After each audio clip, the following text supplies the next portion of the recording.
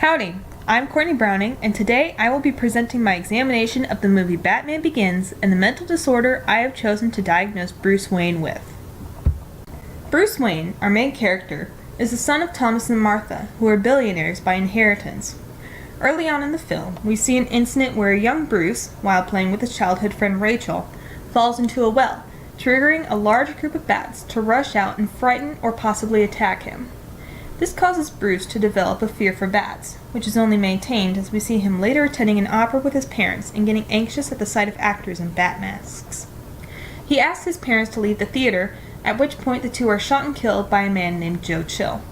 Bruce spends years in guilt and anger, feeling as though he was the cause of their death because he asked his parents to leave the theater.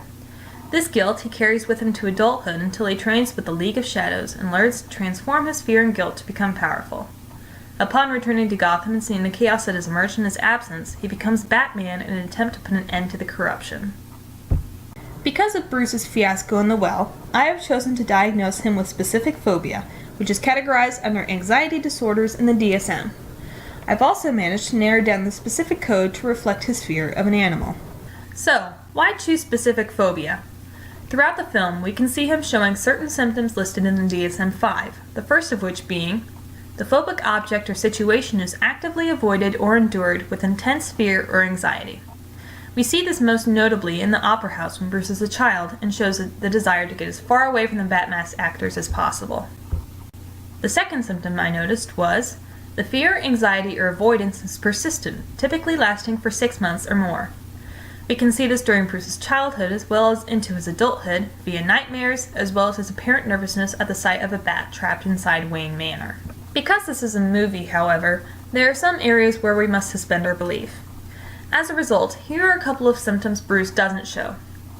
The phobic object or situation is actively avoided or endured with intense fear or anxiety. Granted, the situation is a bit complicated. We obviously need Bruce to overcome his fear of bats enough to become Batman. So while his training with the League of Shadows allows him to confront fear, he still tells Alfred, "Bats frighten me." As a result, whether or not he has this symptom is unclear. The second symptom Bruce doesn't show is the fear, anxiety, or avoidance causes clinically significant distress or impairment in social, occupational, or other important areas of functioning. Again, this is a little iffy, being that there aren't many opportunities for bats to appear in social/occupational situations, but we can still see his anxiety impeding other important areas of functioning when he is exposed to the Scarecrow's compound for the first time and is unable to do much else but flee. Though, of course, one could argue that the compound forced him back into a place of weakness, but that is a debate for another day. So keeping all of this in mind, how does one treat specific phobia? Specific phobia is most often treated using behavioral therapy, which attempts to change maladaptive behaviors into constructive ones. Behavioral therapy is appropriate because it's less expensive than other therapies, it's short-term, and it works best with specific behavior problems, just like specific phobia. While there are many kinds of behavioral therapy, the two methods I'm going to be discussing are systematic desensitization and flooding. Systematic desensitization is a method in which the psychologist teaches the patient various techniques for relaxation, like breathing exercises and ways to relax one's muscles, and works with the patient to overcome the phobia in an established hierarchy of fear. For example, starting with the word bat, then maybe an image or a stuffed animal, and working all the way up to being exposed to the real thing. Flooding, on the other hand, is where the psychologist puts the patient in a situation where they must experience their phobia at its worst and forcing them to face their fear head-on. Obviously, with an explanation like that, there are some ethical concerns to the treatment. Some concerns surrounding flooding are the fact that it focuses only on the symptoms of the phobia and not the cause.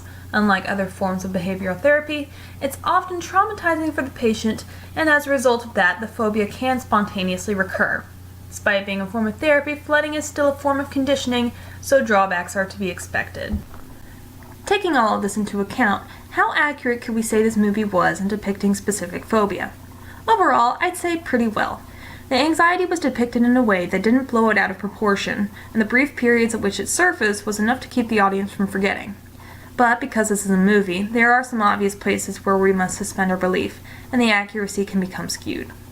Like I said before, the League of Shadows throws a wrench in the portrayal of anxiety, causing an awkward divide between what causes Batman to be afraid and what doesn't. especially because he shows both nervousness and nonchalance at the presence of bats depending on the situation. He informs Alfred that bats still frighten him, yet he is perfectly willing to build the Batcave among them and don the moniker of Batman. And as I mentioned earlier, the compound still manages to trigger his anxiety despite any signs of him conquering his fear. So in conclusion on whether or not it's accurate, kind of. It's accurate enough for the viewers to pick up on it, I think. Speaking of accuracy, let's talk about the Scarecrow, shall we? In the movie, the Scarecrow sprays a compound at people that makes them see their worst fear surrounding them. The movie portrays it in a dark manner, with excessive use of motion blur, dark looming shadows, and a distortion of figures. I spent this whole time talking about Batman's specific phobia, but because this is such a large plot device that also revolves around anxiety, I couldn't bear skipping over it. Whenever the Scarecrow's compound is used on a victim, they show more signs of panic disorder than general anxiety, despite how often the movie uses those terms interchangeably. The people, upon exposure to the compound, fly into a frenzy, screaming, crying, running away, etc. To the citizens of Gotham, this distorted panic seemed to happen without cause, similar to how panic attacks are in reality. Some symptoms the citizens display, or might display, include but are not limited to palpitations, sweating, trembling or shaking, and a fear of dying. So to conclude my presentation, how do movies influence how we think about psychological disorders in real life? Well, if there's one thing I know about people, it's that we tend to take things at face value without looking up a source. This obviously leads to a spread of misinformation, kind of like how people confuse bipolar with borderline. But when it comes to portraying things accurately in pop culture, how accurate is too accurate? Among today's video games, there is a desire for more realistic graphics and better design, and oftentimes developers struggle to differentiate what is too realistic that it makes the game stop being fun. I think movie directors have a similar struggle. When you think about it, people go to movies to have a good time, and not everyone wants to confront the nitty-gritty of the world in a movie. Not everyone can take it. While it can be damaging to portray a mental disorder incorrectly, I say that having a semi-accurate portrayal causes little harm. It's still enough to give a character depth and relatability, and still satisfying enough to keep audience members coming without discouraging them. That's the end of my presentation. Thanks and gig 'em.